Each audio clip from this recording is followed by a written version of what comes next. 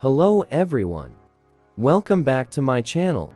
Today in this video, I will show you how you can use template in Instagram Reels. So let's start. First open Instagram. Now go to Reels. Here, you will find Use Template option in some Reels. You can scroll down, find more. Now click on Use Template option. Here, you will see the exact duration of the reel. Now, click on Add Media to add your own photo and videos. Add the required number of clips according to the template. Now click on Next. Now, your reel will automatically converted to the same edited reel. Now click on Next.